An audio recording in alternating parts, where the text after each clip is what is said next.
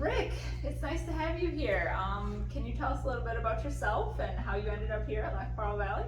I sure can, Julie. I have been in the Redwood Falls community in Redwood Falls, Minnesota, as an employee for 44 years. I started as a teacher, coach, and came up through the system, was a principal for a while, and then became a superintendent for the last almost 30 years. And then I retired. My wife was an English teacher there for many years, and then she retired. We had 3 kids. They came through the school system and they're adults now, but we had a great experience there. After I retired, I got a call from Minnewaska, and they needed an interim superintendent to replace a guy that was in the military who was being deployed in East Africa. So I served that district for a year and just had a wonderful experience as I did in Redwood Falls. And I thought I probably would be retired, but I got a call from Corey, actually, Corey Thorsland, our board chair, asking if I would come to the Madison area, to our high school here, and interview for an interim job that they were going to have. So I've been in education since I was 5 years old, and I just have had a great experience. I've always really enjoyed the challenges that there are. I love working with people, and in my brief time here, just the last 5 or 6 weeks, I would say nothing's changed. We got a lot of good people that I've met. I am so excited to start school this next Monday now, just in a couple days, and start to get to see kids and remember why we're in this business. Well, we are so happy to have you here. And as you mentioned, school starts in just a few days. So I know there are 2 big things that parents are really wondering about as we go into the new school year. First, the big one around here everywhere is construction. Can you fill us in on where we're at?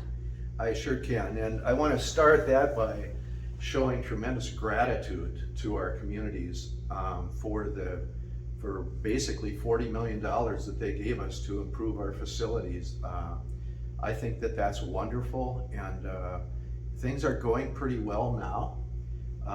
What we do know is that we made a decision about 4 or 5 weeks ago that we were going to start school on time, and that we would put up with some inconvenience, just like we do when we remodel our home or something like that. We have to figure out how to adjust. We have to stay safe, which we promise we'll do. But we talked to the construction leadership people, and they thought it would work out great. Our goal is to do everything we can to help the construction folks get their work done and get off site, so the kids and the staff and the community can enjoy these facilities and all the improvements.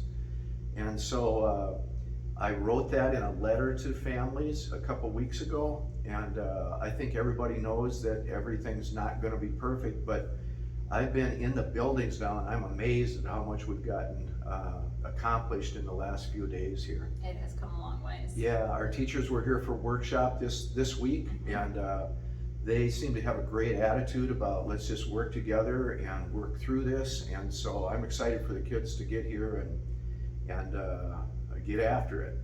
I know the kids are excited to enjoy all the new features that they can find everywhere. So that is very exciting. The other big thing that is still surrounding our entire nation is COVID. What's going to be different this year? What are our new procedures?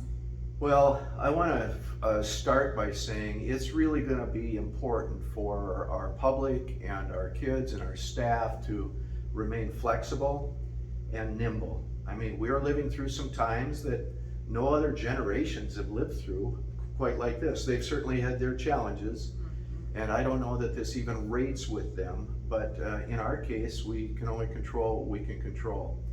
So along those lines, just this week, our school nurse and myself sent a letter to all families whose kids are enrolled in our school district, explaining the COVID rules and responsibilities that we're expecting and that we anticipate following. And they should look pretty familiar.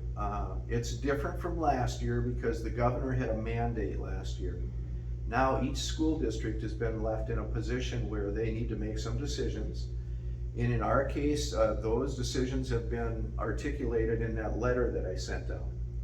So I can say that at the most important thing we're going to do is respect each other. Because as everybody knows, there are opinions all over on how to be safe.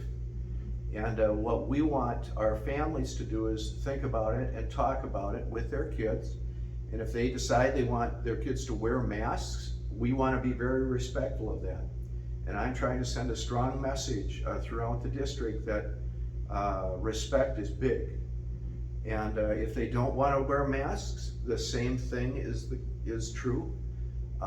We just want to try to do everything we can to keep kids safe and staff safe and get through, all the stuff with COVID. I do think that we've come to a time that most of us have been around a while would say that this is what we live in today. There are going to be new versions of or variants of what was COVID-19. And we have to figure out how to make sure we're washing our hands. We have to make sure that we socially distance when we can. We have to make sure we're considerate of the other person and their opinions. And I think if we do that, we'll be in pretty good shape. I know that there are opinions that are on the far left and there are opinions on the far right. But I'm looking to have a school year where we do a lot of things that are common sense. And that generally means that there's good communication and we're respectful of each other. So I'm hoping we can help kids learn about that and be that way, and that this will just be a wonderful year where we can be in school and in person. I can tell you that just about everybody I've talked to has said that's really important to them, that we be able to have our kids be in school with our teachers, have our students participating in their activities. And so to do that, we've got to do things that help ourselves make sure that can happen. And that'll be our intent. Okay, yes, and just to be clear, masks are not required in the building, correct? They are recommended, you can wear them Correct. if you'd like, but they are required on the school buses. Right, there's as of now. Exactly, Julie. There's a federal mandate Yes. that anybody that's riding any kind of public transportation has got to be masked, and so do the drivers. So we want you to talk to your students, and students, we want you to look out for each other, but we have a wonderful bunch of people driving buses, and we want to make sure that everybody understands that's a must, that's a requirement. Then when you get off the bus and get to school, then that is a family decision that we just want to honor. And so you're right, there's one recommendation, or there's one requirement, and that's to have masks on the bus. And then outside of that, the school board wanted us to send information out, and they've strongly recommended, they're using that word, in several areas. And I just encourage everyone to look at the literature that we sent out on it, and you'll be well informed. Yes, and all that stuff is available on our website. You can pull it up and read it anytime. And it's also very consistent with what the Center for Disease Control, the CDC, and the Minnesota Department of Health should be doing. And we also think our local health clinics will be doing the same thing. And should things change, we will reconvene and write some new rules. Gotta be flexible. If anyone thinks that we can get through this without there being a little confusion, you're just wrong. There's gonna be confusion. So we want to anticipate that and work through it. And then I think we can do that and be respectful of each other. It'll be a great year. Yes, it will be. I think after last year, this year will be a breeze. So lastly, what do you hope to accomplish in your time here? And do you have any advice for our staff or students or families going into this great year? Well, I'm at a point in life where I'm not trying to build a resume. I'm not trying to use someplace as a stepping stone to someplace else. My personal goals are just to have a very positive attitude. I want to make a positive difference in the lives of our staff, in the lives of our kids, and in our communities.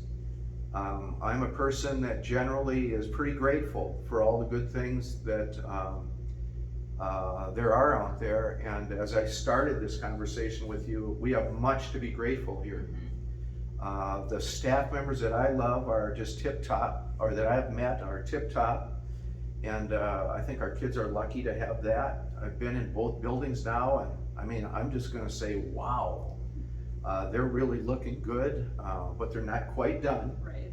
So I'm just wanting to fill this gap for the school board and the communities until you find somebody that will be more permanent. But I will end by just saying I'm all in. I really only know one way, and that's to move forward and be totally committed to where I'm at while I'm there. And I would ask that of our staff. I get an impression that a lot of people work pretty hard around here, which I'm very comfortable with. So I'm excited, Julie. Good. Well, we are so happy you are here, and we hope we have a great year. Well, thank you. Thanks for Looking joining forward me. to it.